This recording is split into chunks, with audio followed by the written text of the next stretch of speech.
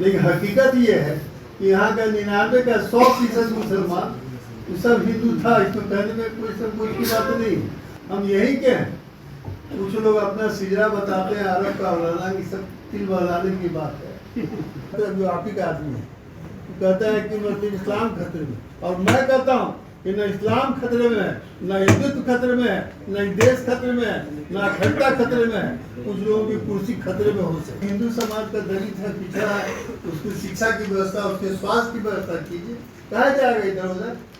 तो मैं ये कहना चाहता हूँ कि आप इस बात पर गौर करें कि जो हिंदू समाज में मुस्लिम हुए, दलित और पिछड़ा या ईसाई है, उनको भी वही दर्जा दिया जाए अनुसूचित जाति का। अगर आपकी नीयत साफ है तो मैं कहना चाहता हूँ आप सबसे पहले बिहार में या पूरे देश में सेक्शन कमेटी का रिपोर्ट लागू कीजिए, रंगनाथ मिश्रा कमीशन का रिपोर्ट लागू कीजिए। और नहीं तो लोग ये समझेगा, माफी चाहता हूँ कहने के लिए, नहीं तो लोग ये समझेंगे ये चुनावी छलावा है। मैं प्रधानमंत्री को बधाई देता हूँ, ये देश के साथ पहला प्रधानमंत्री है। आज तक किसी ने प्रधानमंत्री ने, देश के किसी प्रधानमंत्री ने सफेद पोष मुसलमानों की तो बात की, इज्जत अफजाई की, लेकिन गरीब गुरबा अति पिछड़ा दलित मुसलमानों की बात कभी नहीं की गई। ये रंगनाथ मिश्रा कमीशन लागू हो सकता था, सलमान खुर्शीद थे, ये गुलाम नबी आज़ाद था, ये पैदाइशी गुलाम है, तबीयत से अपने जिंदगी भर मजा लूटा, भाग गया किधर, आपके तरफ भी देख रहा है।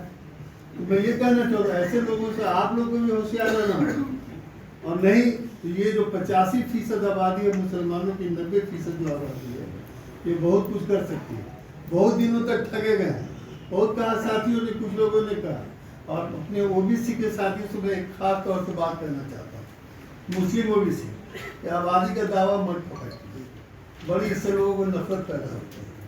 इंतजार कीजिए, आने वाला है जातीय गणना, तो आने वाला है। सिर में जितना बाल, चाहे कोई हो, कोई बिरादरी का लोग, सिर में जितना बाल सामने आ जाएगा। इससे इत्तेहाद का मुजाहरा नहीं होता। और जब आप बटे हुए तो आपकी बात सुनेगा। तो मैं आपसे यही कहना चाहता हूँ राम माधव जी कि आप सरकार के सामने मांग रखे साफ साफ कि अगर आपकी नीयत साफ है, चलिए बानगी के तौर पर Ranganath Mishra commission sector committee का रिपोर्ट लागू कीजिए। अन्यथा हम लोग ये सोचने पर बात हो गए कि चुनावी छलावा है। मुझे कहने में कोई संकोच नहीं। और रही बात मकबूली ठाकुर ने लागू किसी मुस्लिम का जो सफेद पोष है, उनका नीयत साफ नहीं था, वो भी नहीं चाहते हैं। उनको लगता है कि इस्लाम खतरे में है। अगर इससे बात की जाए कि भाई पसमानदा को हक दिया गया, हकूक दिया जाए, तो हैदराबादी बिरयानी वो कहते हैं, जो आप ही का आदमी है, वो कहता है कि मतलब इस्लाम खतरे में। और मैं कहता हूँ कि न इस्लाम खतरे में है, न हिंदुत्व खतरे में है, न देश खतरे में है, न अखंडता खतरे में है। कुछ लोगों की कुर्सी खतरे में हो सकती है।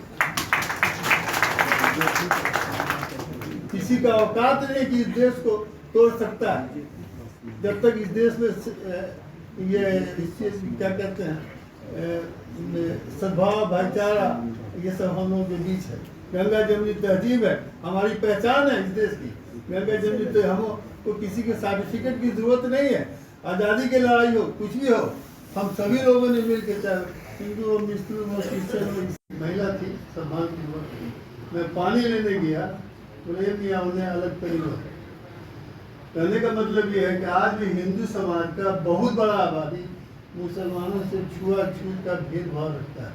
और यही बात ईसाई भाइयों के साथ भी लागू है। ये कोई इंग्लैंड अमेरिका से नहीं आए थे, हमारे बाप दादा पूर्वज कोई इंग्लैंड अमेरिका से नहीं आए थे। हम यही के हैं। कुछ लोग अपना सिजरा बताते हैं अरब का औलाना की, सब तिल बहलाने की बात है। लेकिन हकीकत ये है कि यहाँ का 99 का 100% मुसलमान सब हिंदू था। इसमें कहने में कोई संकोच की बात नहीं। और ये क्यों मुसलमान हुए?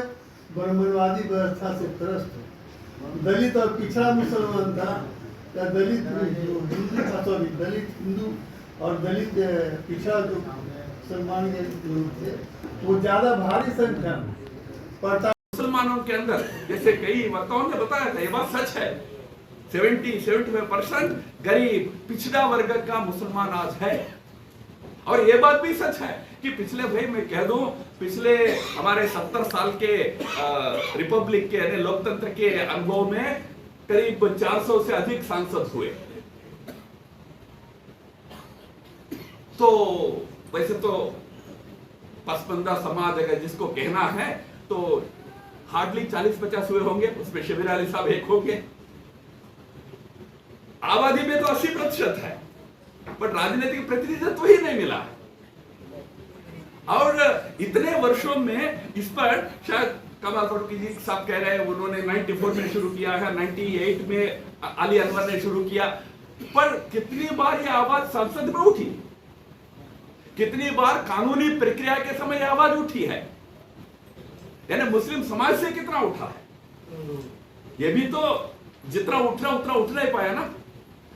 आज इस देश का प्रधानमंत्री स्वयं इसकी चिंता कर रहे हैं। एक बात मैं कहना चाहूंगा, ये कोई, मैं नहीं सोचता हूं कि ये कोई वोट की राजनीति के लिए है। जैसा संविधान के स्पिरिट के तहत गरीब समाज तक सभी लाभ पहुंचे, लाभार्थी समाज गरीब समाज हो, इसके लिए डायरेक्ट बेनिफिट ट्रांसफर की स्कीम्स प्रभुत्व सरकार ने लाया है, डीबीटी, यानी आपके बैंक खाते में सीधा पैसे भेजा जा रहा है। क्यों भेजा जा रहा है? वोट के खातिर नहीं है, वो जिनको सच में उसका फायदा मिलना है उनको मिलना है। उसी प्रकार जब अगर इस देश का प्रधानमंत्री पसमंदा समाज की बात करते हो तो उसका मुख्य मकसद ये है कि समाज में जो पिछड़े हुए हमारे मुस्लिम समाज के वर्ग है उनको लाभ मिलना चाहिए, आगे आना चाहिए। ये आगे आने की बात जब कर रहे हैं तो उसमें एक पार्टी के नाते शायद ये पार्टी के मीटिंग में जब कहा होगा तो उद्देश्य होगा कि पार्टी में आवाज बुलंद होना चाहिए, राजनीतिक आवाज बुलंद होना चाहिए। मैंने कहा ना 400 सांसद हुए इतने काल में, तो उसमें 40 ही क्यों रहे, 10% ही क्यों रहे, या 15% ही क्यों रहे, 50% क्यों नहीं हो पाए? आवाज बढ़नी चाहिए, आवाज प्रतिनिधित्व बढ़ता रहेगा तो फिर उसमें जो कुछ भी परिवर्तन आना है वो आएगा। पाया हूं और पसमंदा समाज के अंदर की सोच क्या है, क्योंकि पसमंदा समाज का विषय प्रधानमंत्री ने उठाया तो उस समाज के अंदर से क्या आवाज है उसको सुनना भी आवश्यक है। वो अवसर मुझे मिला है, मैं काफी विषय समझा हूं, जरूर मैं राजनीतिक क्या। ये लो मुंह मीठा करो, आज मैंने अपना जॉब छोड़ दिया, अब हम पूर्णिया वापस जाएंगे। जॉब छोड़ दिया है? मतलब ये घर कैसे चलेगा, हम करेंगे क्या, और माँ बाबूजी क्या बोलेंगे? इसलिए मैं एक और मिठाई का डब्बा लाया, अपने बिजनेस के लिए लोन अप्रूव हो गया। अरे लोन अप्रूव हो गया वो तो ठीक है, लेकिन पूर्णिया में हम रहेंगे कहाँ? अपना घर भी तो नहीं है वहाँ। इसलिए तो एक और मिठाई का डब्बा अलग से लाया हूं। हमने पूर्णिया में घर ले लिया है, पूर्णिया के ई होम्स पैनोरमा में। पूर्णिया में पैनोरमा ग्रुप लेकर आए हैं ई होम्स पैनोरमा, बड़ा घर, आलीशान जिंदगी और अत्याधुनिक सुविधाओं के संग। अरे अरे अब क्यों मुंह मीठा करवा रही हो? क्योंकि हम घर वापसी जो कर रहे हैं। घर वापसी की खुशी पूर्णिया में ई होम्स पैनोरमा के संग।